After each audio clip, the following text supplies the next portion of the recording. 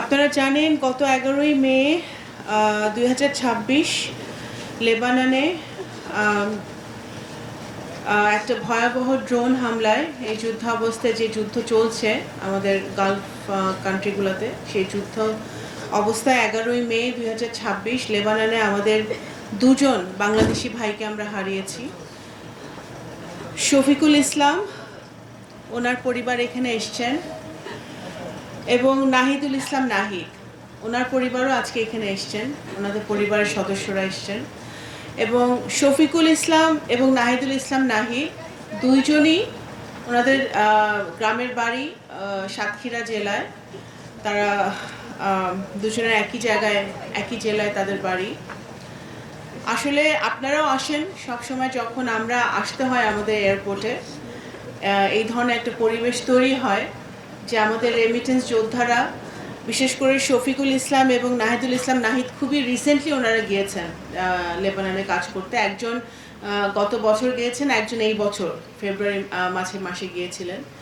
এবং অত্যন্ত দুর্ভাগ্য আমাদের জন্য যে ওনাদের দুজনকে আমাদের হারাতে হয়েছে এই যুদ্ধের মধ্যে।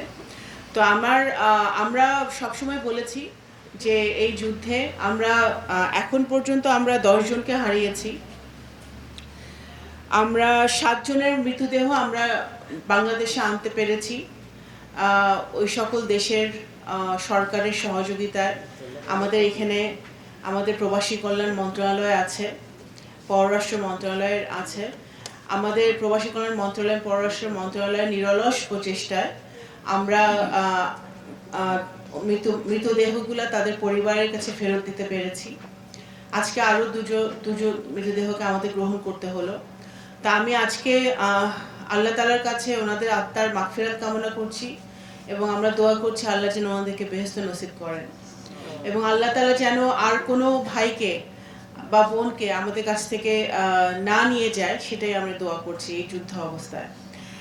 তো আমরা সবসময় বলেছি যে বর্তমানে বাংলাদেশ সরকার, মাননীয় প্রধানমন্ত্রী জনাব তারেক রহমানের সরকার সবসময়, আমরা প্রথম থেকে বলে এসেছি যখন থেকে যুদ্ধ শুরু হয়েছে, যে আমাদের প্রধান দায়িত্ব হচ্ছে যে আমাদের নাগরিকদের পাশে থাকা, যে যেখানে আছে, যেই দেশে যে অবস্থায় আছে, আমাদের নাগরিকরা যেন নিরাপদে থাকে এবং কোনো বিপদে যদি তারা পড়ে যায় তাদেরকে যেন আমরা ফিরিয়ে আনতে পারি, তাদের সকল সহযোগিতা আমরা করতে পারি, সেটাই আমাদের 1 নম্বর প্রায়োরিটি। এবং সেটাই প্রবাসী কল্যাণ মন্ত্রণালয়, পররাষ্ট্র মন্ত্রণালয় নিরলসভাবে কাজ করে যাচ্ছে। আমাদের যে সকল মিশনগুলো লেবানন সহ বিভিন্ন দেশে আছে, সে সকল দেশে আমাদের এই মিশনগুলো অবিরাম কাজ করে যাচ্ছে যাতে আমাদের নাগরিকরা সেখানে নিরাপদে থাকে। তো আজকে এখানে যারা পরিবাররা যারা এসেছেন কষ্ট করে, তারা আবার এখনই সাতক্ষীরা ফেরত যাবেন।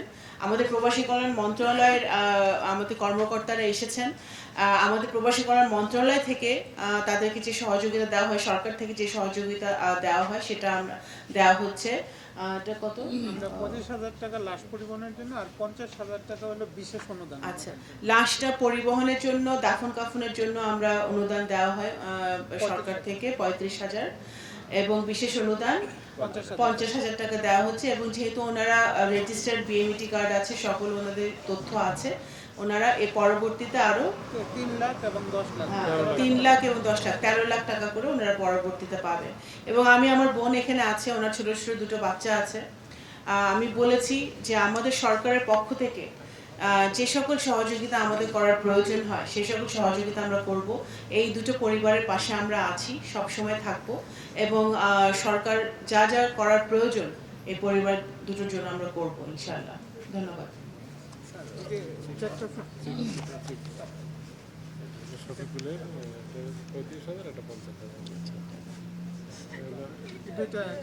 দুটো একসাথে আছে? আচ্ছা আচ্ছা আচ্ছা আচ্ছা, ঠিক আছে।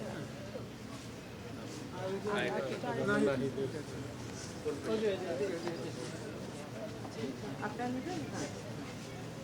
একটু সাইডে, আর এটা হচ্ছে বিশেষ অনুদান একটু সাইডে।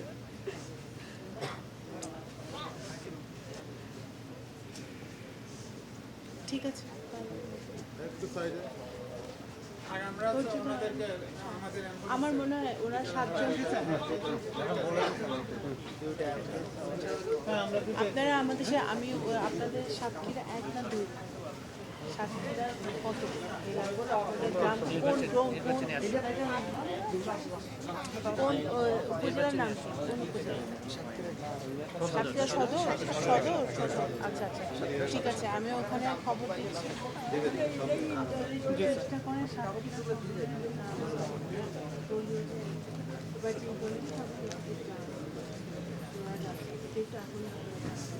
আর ডিসিতে জানাবেন, আমরা কথা বলবো এবং হ্যাঁ চিন্তা করেন না ওনাদের ইনফরমেশন আপনাদের কাছে আছে না? আচ্ছা, ঠিক আছে আমরা দেখবো ইনশাআল্লাহ।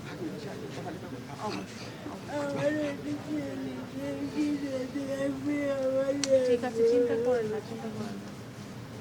আগে এখন আপনি নিয়ে যান, আল্লাহকে ডাকেন, নিয়ে যান, ওনাকে দাফন টাফন করেন এবং মেয়ের বাচ্চা দুইটাকে দেখার জন্য আমরা আছি, সরকার আছে, আমরা আছি, সমস্যা নেই, চিন্তা করেন।